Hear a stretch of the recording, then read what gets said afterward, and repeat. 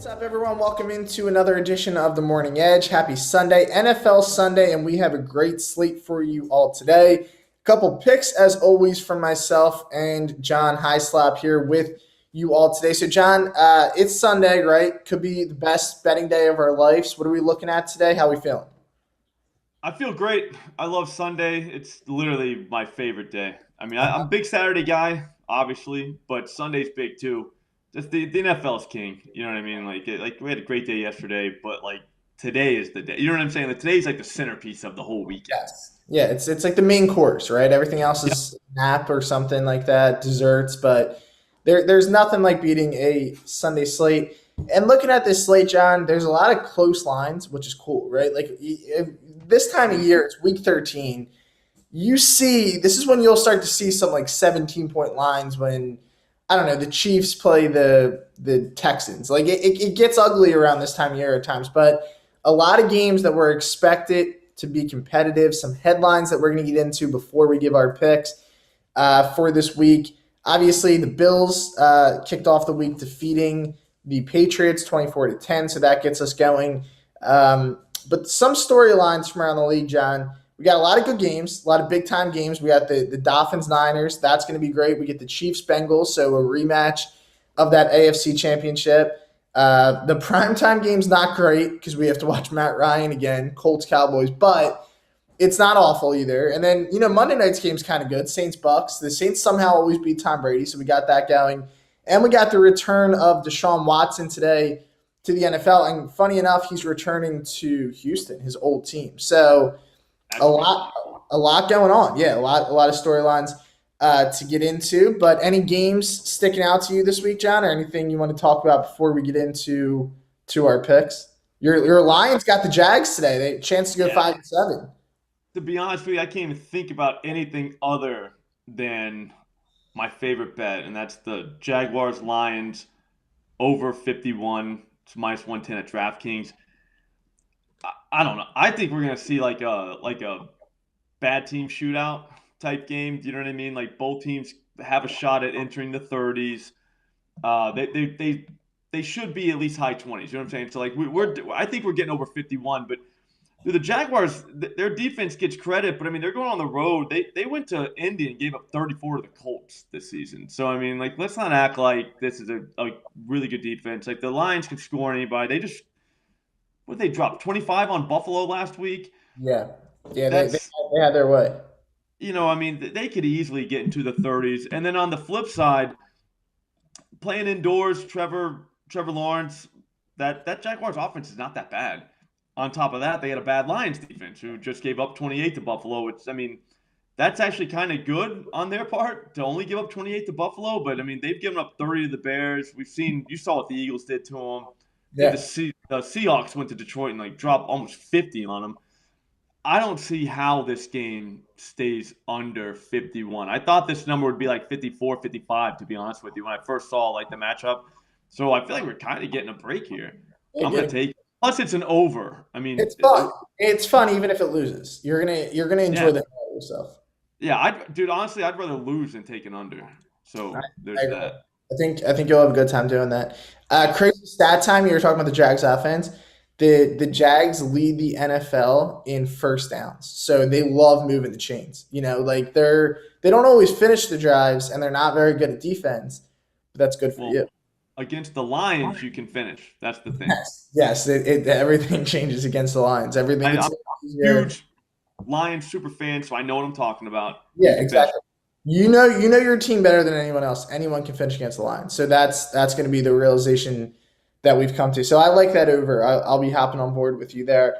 I'm going to be looking at one of the best games of the weekend in my eyes. I'm so fired up for this slate, but this game specifically, and I like that we get in the late window. I'm more of a fan of the 4 o'clock games. 1 o'clock games are fun, but like it's Sunday, right? Like you're kind of just getting your day started. They can hit you quick. The 4 o'clock games, you have time to prep for it, and hopefully you're feeling good coming into this game after some early wins. The Lions Jags game just ended. It was 52-50. Now here we go. It's time for the Niners and Dolphins. Two teams right now, John, that have Super Bowl hopes, and it's kind of hard to argue with either.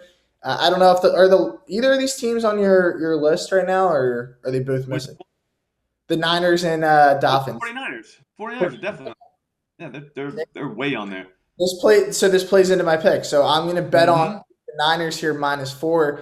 This thing opened at 3.5. So admittedly, we're not getting the best number at this point in the week, but I think the line is kind of telling the story here. Miami has been outstanding this season with Tua on the field. They still have not lost a game that Tua started and ended. The one game when he got hurt. I think that was against Cincinnati, right? Where he got the concussion. Yeah. So he did start that game, but obviously he didn't end it. So when he's been able to complete a game, I mean, they've been almost impossible to beat. But the 49ers, I think, have finally found their stride. Early in the year, they were losing some games that were kind of head scratchers. But the last time the Niners lost a game, John, you have to date all the way back before Halloween, October 23rd, when they were beat it. Yeah, it's been a while when they were beat by the Chiefs. So like that's a good loss. If you're going to lose, you want to lose to Patrick Mahomes. Not even really a loss. But here we go. We get them at home. I think their defense is just going to be way too much for the Dolphins in this game. Miami's been great, but their defense has been susceptible at times. And if you fall behind, like if this game they go up 10 or 14, this is not an easy defense to chip away at. They typically can spread the field with Waddle and Hill, and boom, you're right back in the game. That's not going to be it with San Francisco. I think San Francisco is going to make life very difficult on Tua and this offense.